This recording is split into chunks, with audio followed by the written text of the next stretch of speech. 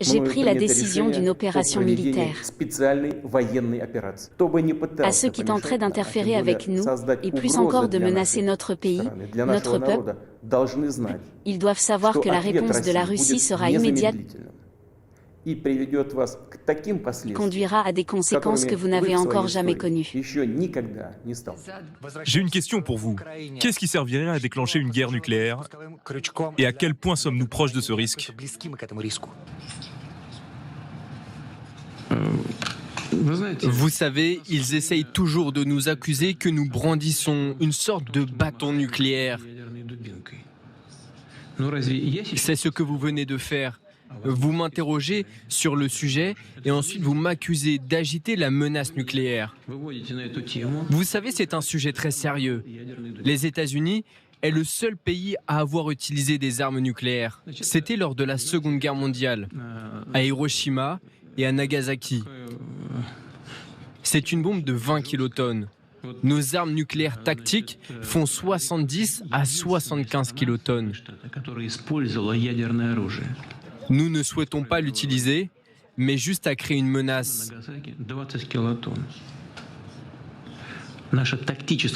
Pour une raison ou une autre, les Occidentaux pensent que la Russie ne l'utilisera jamais. Nous avons notre doctrine nucléaire. Regardez ce qui est écrit.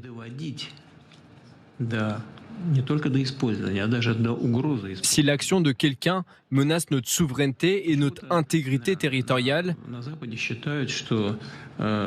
nous considérons qu'il est possible d'utiliser tous les moyens à notre disposition.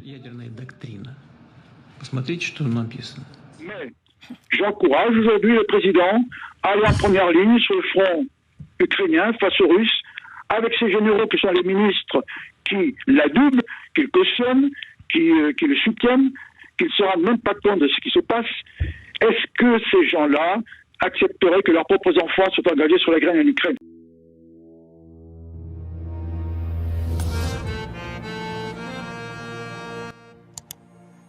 Bonjour les amis, je vous invite à écouter les propos sensés et très édifiants de M. André Koustou, un ancien général de Emmanuel Macron. Vous me direz ce que vous en pensez. Nous en discutons juste après. N'oubliez pas d'aimer la vidéo et de vous abonner si ce n'est pas encore le cas. Merci de la partager autour de vous. Allons-y. Il paraît que nous serions en guerre.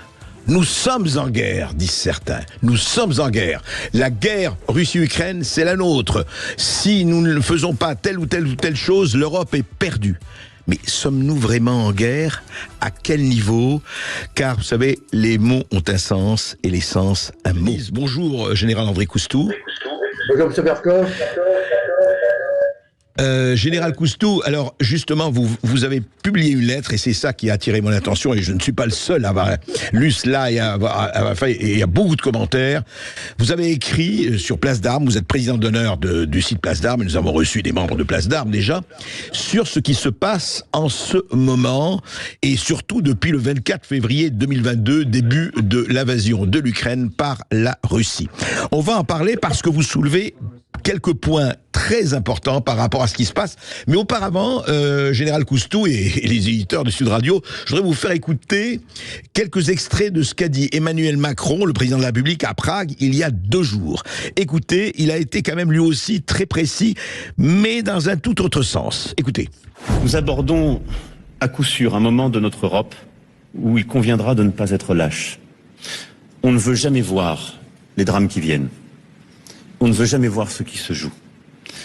Et je crois que nos 2 pays ont conscience de ce qui est à l'œuvre en Europe.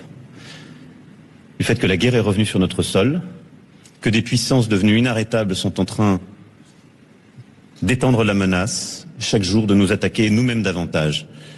Et il nous faudra être à la hauteur de l'histoire et du courage qu'elle implique. Ce sera aussi notre responsabilité, aux uns et aux autres.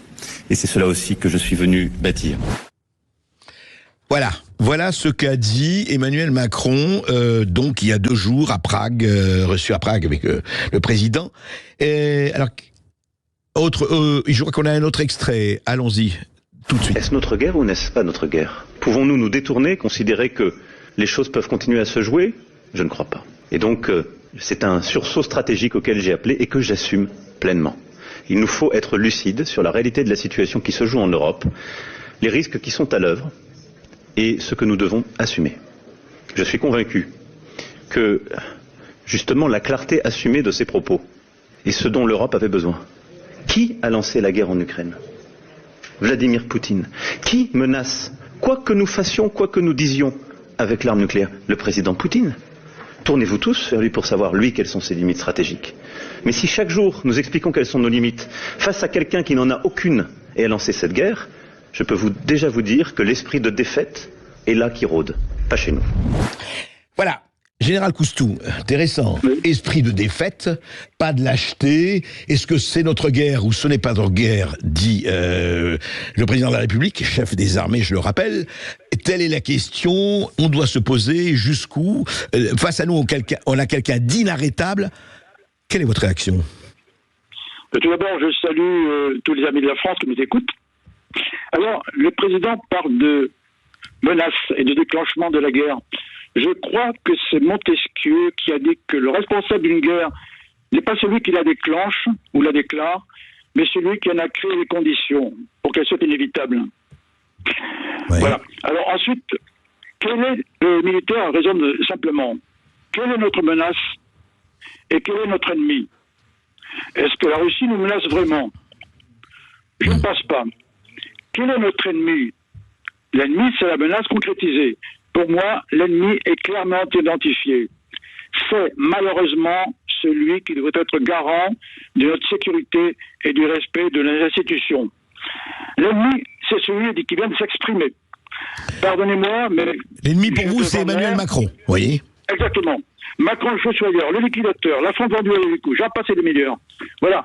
Et quand on voit l'état de la France aujourd'hui, on sait qu'il a détruit. Je rappelle quand même qu'en 2021, la lettre à nos gouvernants qui nous avait valu tant d'opprobre était simplement un signal d'alarme. Nous demandions à nos gouvernants de faire ce pourquoi ils sont grassement payés, c'est-à-dire d'arrêter le délitement de la France sur lequel la majorité des Français étaient d'accord.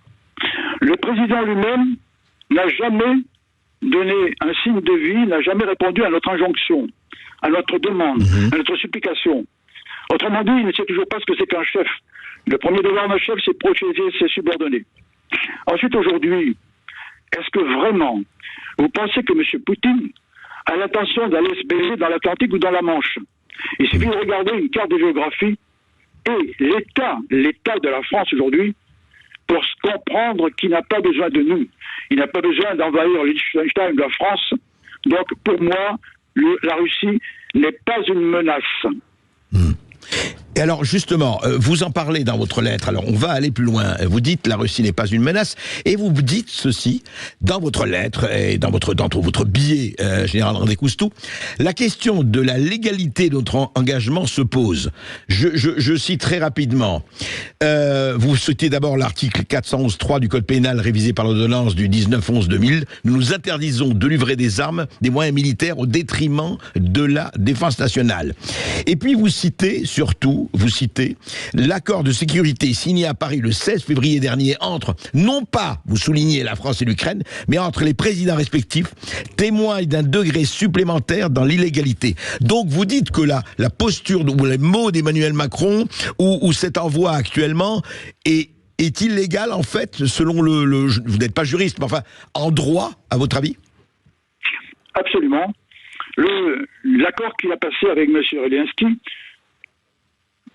ressemble à un billet doux entre deux copains. Pardonnez-moi d'être si... non, mais... Il n'a rien fait dans la légalité. Alors, il commence à se rendre compte que ça va pas très bien.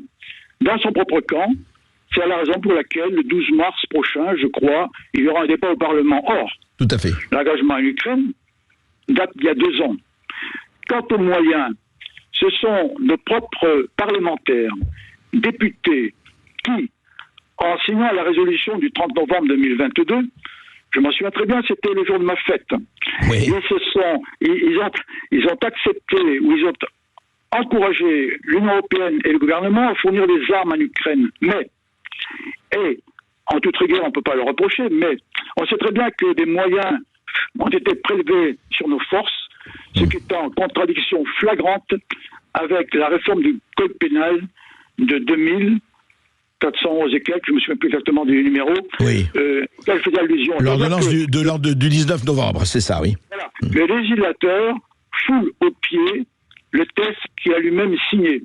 Tout ça avec la caution du président. Il ne peut pas l'ignorer. Ouais. Donc, pardon ? Oui, non, je vous écoute. Général. Non, c'est absolument inacceptable. C'est pour ça que nos parlementaires, qui pour certains commencent à se réveiller, sont pour la plupart des godillots. Je pèse mes mots. Madame Agnès Thiel et Madame Martine Weber, que j'ai rencontrées, qui ont été des macronautes de la première heure, enthousiasmés par le nouveau président, ont vite compris qu'on leur demandait, au cours de la première séance à l'Assemblée, de répondre, de ne pas répondre, d'accepter, de ne pas voter. Donc, elles se sont levées courageusement, parce qu'elles ont compris qu'on n'était pas en démocratie. Voilà. Alors aujourd'hui, dans le camp même du président, il y a des débats qui s'élèvent parce que qui a envie d'une guerre dont personne ne veut, en fait. Car il part du courage, du manque de courage. Alors, s'il est vraiment si courageux que ça, notre président, je l'engage à jouer les Bonaparte sur le pont d'Arcole. Vous savez, il y a d'abord plusieurs généraux qui ont été blessés au front face aux Autrichiens, et Bonaparte, n'écoutant que son courage, s'est engagé lui-même sur le pont d'Arcole en drapeau à la main. Bon, ça s'est bien terminé, mais j'encourage aujourd'hui le président à aller en première ligne sur le front ukrainien face aux Russes, avec ces généraux qui sont les ministres qui l'adoubent, qui le cautionnent, qui le soutiennent, qui ne se rendent même pas compte de ce qui se passe. Est-ce que ces gens-là accepteraient que leurs propres enfants soient engagés sur la guerre en Ukraine? Je rappelle quand même que M. Chirac avait suspendu le service national pour différentes raisons, dont une, c'est l'inégalité des Français face au service national. Sauf qu'on oubliait de dire que c'était les fils à papa et à maman qui étaient les premiers détournés du service national. Aujourd'hui, est-ce que le président ou ses ministres enverraient de bon cœur leurs enfants se faire percer le flanc sur le front ukrainien? Bon, donc, d'une part, il fait ce qu'il veut, quand il veut, et quand il veut. Et je donne la définition du Robert, mon bon vieux Robert, sur le tyran, puisque j'utilise ce mot. Un tyran, c'est une personne qui ayant le pouvoir suprême, l'exerce de manière absolue et oppressive. On en est là. Alors pourquoi vous pensez vraiment, Général Cousteau, vous pensez vraiment qu'on en est là, qu'on est à la tyrannie, enfin, parce que vous dites juste un mot là. On va prendre une petite pause, mais on reste avec vous. C'est absolument passionnant. Vous dites ceci. Vous dites que on a franchi avec cet accord de sécurité, n'est-ce pas, degré suprême de l'égalité, et vous dites on est quelque part en tyrannie. C'est ça que vous dites? Absolument. Oui. Absolument. Il brandit la liaison nucléaire lorsqu'il est en Suède. Mais pourquoi? Pourquoi? C'est de la gesticulation? À quoi ça sert? Il menace de toutes parts, mais qu'est-ce qu'on est capable de faire, nous, armée française? On le sait très bien. L'armée française, qui est encore une meilleure, sinon la meilleure en Europe, ne peut, en haute intensité, que soutenir une guerre pendant 3 jours et sur 80 km de front. C'est tout. Absolument. Oui, c'est clair. C'est pas moi qui le dis. Ouais. En plus, il y a un déficit de personnel. On a manqué de 2000 à 2500 personnels en 2023 dans l'armée de terre. Et une hécatombe de démissions de colonels en particulier. J'en connais un certain nombre. Je vous ai juste une anecdote. Oui. Le 14 juillet dernier, à l'École nationale des sous-officiers d'actifs de Saint-Maxent-l'École, où j'ai passé 4 ans quand même. Et il y avait à l'époque 4 colonels. J'apprends que le général commandant l'école est en panne de colonel pour défiler devant l'école. C'est lui qui a revêtu une tenue d'élève, je ne sais pas pour quelle raison, et ça ne me regarde pas. C'est-à-dire que c'est le monde à l'envers. Normalement, quand le chef est indisponible, c'est le second qui prend le relais. Et tant qu'il y a un homme, il y a un chef. Or là, c'est le chef qui fait le travail de ses subordonnés. Pourquoi? Parce qu'on manque de colonels. Alors là, je fais un appel, franchement, très sérieusement. Il faut que ceux qui se posent la question réfléchissent bien avant de quitter le navire. J'ai avalé moi-même un certain nombre de couleuvres. Quand j'étais capitaine, le nez dans le guidon, ça n'est absolument pas péjoratif, ça veut dire que j'ai tout donné à mon métier. On m'expliquait que la menace était à l'Est, l'Union soviétique, le pacte de Varsovie, le monde communiste. Je le croyais. Mais j'avais le nez dans le guidon, je pédalais, 6 enfants sur le porte-bagages, et le président nouvellement élu arrive avec 4 ministres communistes au gouvernement. Franchement, il y a de quoi se frotter les yeux. Alors, qu'est-ce qu'on fait? Eh ben, il y en a qui sont partis, pas beaucoup, moi je suis resté. L'armée française survivra, la France survivra, même si les hommes qui sont actuellement au pouvoir vont disparaître dans peu de temps et vont à rendre des comptes. Donc j'engage vraiment nos camarades, nos jeunes camarades, même plus gradés que moi, qui sont en activité, qui se posent la question, à ne pas abandonner le navire. Et de sortir la tête du guidon, effectivement, à un moment donné. Restez avec nous, Général Coustou, nous avons encore 2 ou 3 questions à vous poser, je crois, par rapport à ce que vous avez écrit, et qui sont très importantes, c'est crucial en ce moment. Et vous dites, dans votre chronique, dans votre billet, Général Coustou, vous allez quand même assez loin, vous dites ceci, dans son article L4122.1 du Code de la Défense, il est stipulé qu'un militaire n'est pas obligé, et a même le devoir de ne pas obéir à un ordre manifestement illégal, ce qui est avéré ici, de par le vide juridique montré plus haut. Mais vous appelez à la désobéissance? Alors, je vais vous donner des exemples qui sont aux extrémités de la chaîne. Le sujet est délicat. Un capitaine qui a fait un prisonnier, s'il donne l'ordre à un de ses subordonnés de faire parler le prisonnier, même en le torturant, le subordonné a le devoir de ne pas obéir parce que l'ordre est manifestement illégal. D'accord. En revanche, ça c'est clair. En revanche, quand il s'agit du chef d'état-major des armées, c'est plus compliqué. Parce que lui est chargé de transmettre les intentions du politique, si tant est que celui-ci en est, au-delà du pas de bavure et de la prochaine élection. Il transmet les intentions du politique aux soldats. Et comme l'a dit le général Lecointre, le soldat est quelqu'un qui tue sur ordre. C'est très difficile. Ouais. C'est très délicat. Il faut se comprendre. Alors, évidemment, le chef a toujours la possibilité de désobéir, mais quand il désobéit au président, il ne va pas le faire de façon brutale. Je vous donne un exemple concret. En 2018, au moment de la crise des Gilets jaunes, le chef des armées, qui est le président, avait donné des ordres ou directives pour que l'armée soit interposée entre, d'une part, les Gilets jaunes, et d'autre part, le Palais Bourbon et l'Élysée. Avec, c'est ça qui est important, éventuellement la possibilité de tirer sur les manifestants. Eh bien là, il a été fait savoir au président, sous une forme que j'imagine un peu diplomatique quand même, que l'armée ne tirait pas. Ce qui veut dire qu'il y a des lignes rouges. Et que, dans ce domaine, on espère que les lignes rouges fonctionneront. On ne les connaît pas. Et ça fait partie aussi de la dissuasion. Oui, et heureusement, nous ne sommes pas encore en guerre, oui, absolument. On peut désobéir en son âme et conscience. Je rappelle également le commandant Élie de Saint-Marc qui avait dit en son temps qu'on pouvait tout demander à un soldat, même de mourir, c'était son métier, mais qu'on ne pouvait pas lui demander de trahir son honneur, de se parjurer, je cite de mémoire, hein. Voilà, un soldat n'est pas un mercenaire. Sinon, il suffit de mettre des robots. Mais nous avons encore des hommes et des femmes qui sont capables de réfléchir. En fait, alors Général, dernière question. Est-ce que vous, dans ce que vous dites, ça m'a fait penser à la phrase du général de Gaulle sur Albert Lebrun.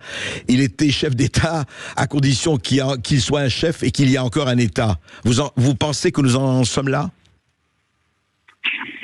Bon, le chef n'a pas besoin de dire qu'il l'est. Alors, quand il a dit au général de Villiers que c'est moi le chef, ça prouve qu'il n'avait pas tout compris encore. Je n'ai jamais entendu de ma carrière un chef me dire cela, parce que le chef s'impose de lui-même, naturellement. Alors, la deuxième partie de la question, pardon? Oui, encore fût-il fallu qu'il y ait un État, vous savez, en disant chef d'État. C'était la phrase de Gaulle sur Albert Lebrun. Oui, alors, qu'est-ce qui va bien en France aujourd'hui? Je ne vais pas lister tout ce qui va mal. Après 7 ans de gouvernance, on ne peut que constater que ça ne va pas. Est-ce que l'État est encore là? Est-ce que la justice rend la justice conformément à ce que l'on attend? Je rappelle quand même qu'en 2021, j'avais porté plainte contre M. Mélenchon et une ministresse pour diffamation. Bon, la ministresse a été traduite devant la Cour de justice de la République, mais entre amis, on ne va pas se faire de misère. M. Mélenchon, lors de sa plaidoirie à cette 17e chambre correctionnelle, n'a pensé qu'à citer l'extrême droite, à quoi j'ai répondu que j'étais ni l'extrême droite ni l'extrême gauche, mais l'extrême France. Mais le sieur Mélenchon a été blanchi. ou plutôt... Enfin, disons non-lieu, etc., oui. C'est ça. Mais j'ai la cassation, pourquoi?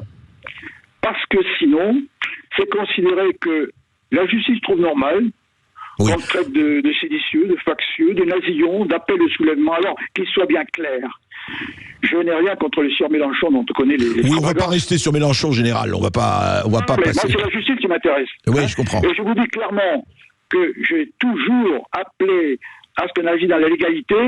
Je suis désolé, M. Berkoff, mais si quelqu'un peut me prouver le contraire, je me les coupe sur le champ et sans anesthésie. On va pas faire ça. On va pas faire ça, général. On va pas faire ça. Je parlais des lèvres de mes oreilles. Hein. Oui, bien sûr. Merci beaucoup, André Coustou. Merci, Général Coustou. Vous avez été en tout cas très clair dans vos propos. À mon avis, ça va susciter beaucoup de réactions. À très bientôt. L'entretien avec le général André Cousteau sur Sud Radio met en lumière plusieurs aspects critiques de la politique et de la stratégie militaire française, particulièrement en ce qui concerne l'engagement dans la guerre Russie-Ukraine. En parallèle, les propos de Vladimir Poutine au début de la guerre ajoutent une dimension de gravité et de menace immédiate pour quiconque interférerait avec les actions de la Russie.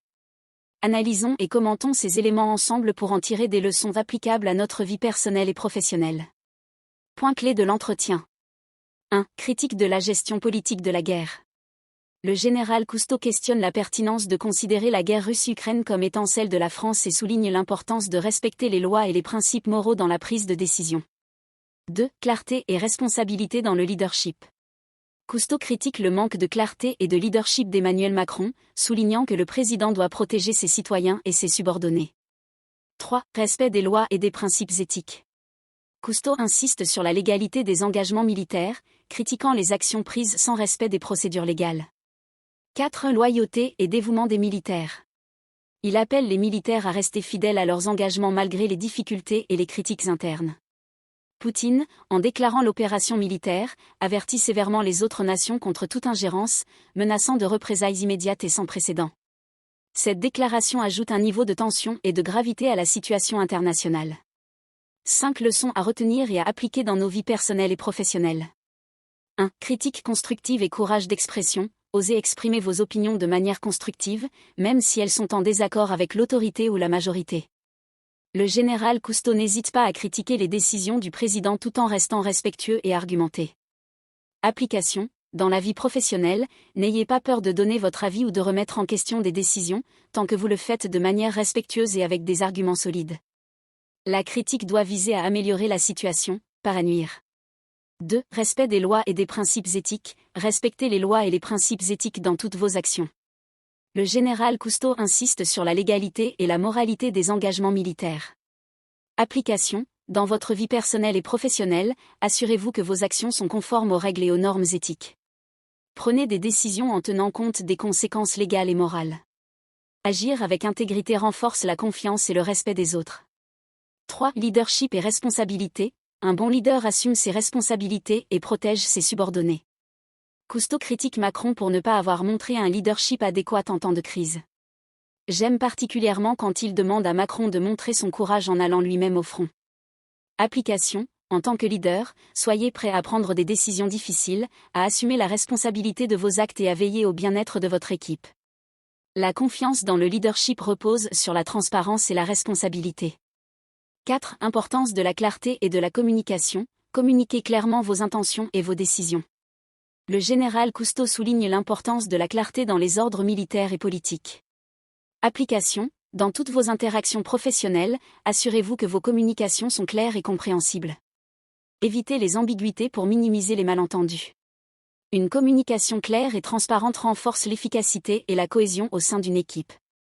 5. Loyauté et dévouement. Soyez loyal envers vos engagements et vos principes. Cousteau appelle les militaires à ne pas abandonner leur poste malgré les difficultés. Application. Montrez de la loyauté et du dévouement dans votre travail et envers les personnes qui comptent sur vous. Restez fidèle à vos valeurs et à vos engagements même lorsque les circonstances sont difficiles. La loyauté crée un environnement de confiance et de soutien mutuel.